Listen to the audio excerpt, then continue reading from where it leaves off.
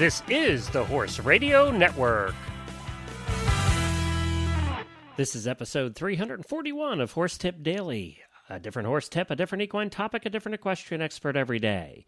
Horse Tip Daily brings the world of equine knowledge to you one day at a time. Today's tip is sponsored by ECOGOLD, high-performance products for the ultimate in comfort and protection for your horse.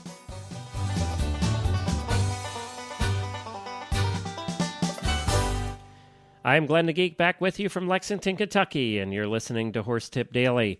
Well, today we have back with us Mary Lauritsen. She is part of the Cadence Farm team up there in Massachusetts. She's a regular contributor to the Dressage Radio Show. This tip is taken off of episode number 78 of that show. You can find the show at dressageradio.com. This episode was all about inspiring young riders, and they had Carolyn Rothman on, Megan Davis, and Mary Lauritsen, who's also a young rider. But she's a terrific contributor to the Dressage Radio Show. I love to listen to her on that show. She just recently had a terrible fall with a young horse of hers, and she did crack some vertebrae in her neck, and she's in the recovery mode now. I think she's doing well, bored to death, wants to get back to riding. Unfortunately, she's going to have to heal a little bit longer, but her helmet actually saved her, took the brunt of her fall, and the helmet, if you saw pictures of it, was pretty messed up. So this episode is sponsored by EcoGold, high-performance saddle pads and horse boots that are non-slip, 100% breathable, and the ultimate in comfort and protection for your horse. They are made with high-tech materials and a state-of-the-art design. EcoGold's innovative products are the choice of many top riders, including many contributors to the Horse Radio Network, including Philip Dutton, McLean Ward, Ashley Holzer, Karen O'Connor, Boyd Martin, and a good friend of ours, Jessica Phoenix.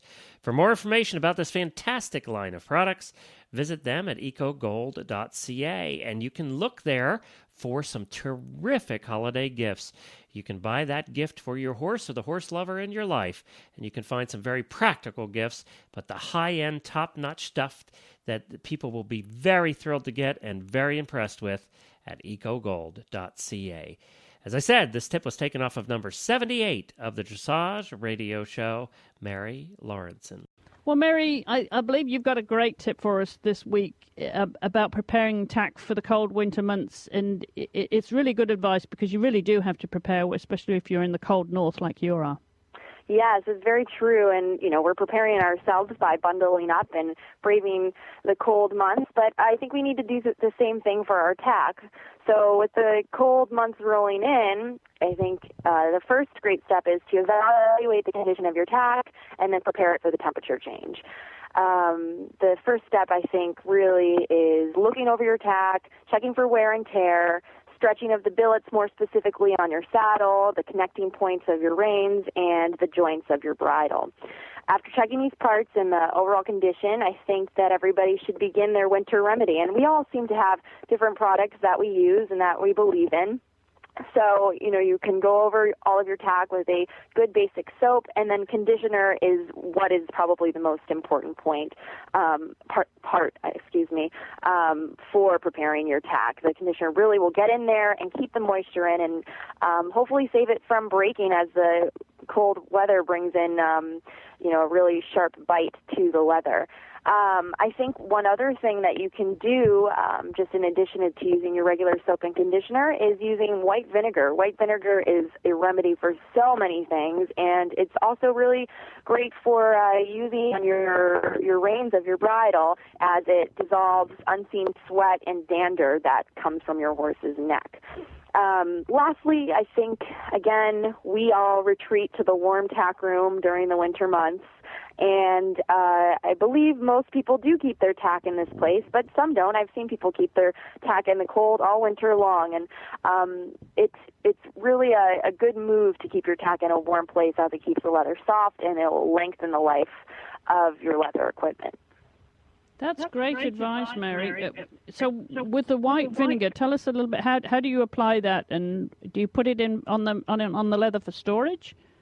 You actually, what I've learned is that you can just apply a little bit of white vinegar to your sponge, and then generously wipe it up and down your reins. And it because a lot of us will see that white buildup that comes on your reins sometimes after a tough ride, or if your horse just has is particularly dirty that day. You'll see it on your reins. So the vinegar really gets down deep into the leather and dissolves it, unlike a lot of the saddle soap that it looks like it's gone, but sometimes it's just adding more buildup. So the vinegar, really gives it your reins a nice clean slate, and then from there you can apply your soap and conditioner to keep the moisture in. What a great idea. I hadn't come across that before because, back in the day, there was only years ago, when I was putting leather away, when I was working professionally with horses, we really only had neatsfoot oil. And that's what you would use for storage. And it would come out, of course, out of storage really supple. Oh, I'm sure. It was beautiful, and I'm sure it's still widely used today. But as you said, there are so many product choices now, aren't there? Yes, there are, and everybody just seems to have a product of their choice. Yes, absolutely. There's a lot of good products out there. And, if you have any tips like that, we'd love to hear from you. And, Mary's always got great tips when she comes on the show. But, we've got listeners all over the world using a whole range of different products and services and so on with your horses. We'd love to hear from you. Just drop us a line over here or go onto our Facebook page and on Facebook fan page, I should say, and leave your comments there. If you've got any tips that we could share here on the show, we'd love to hear from you.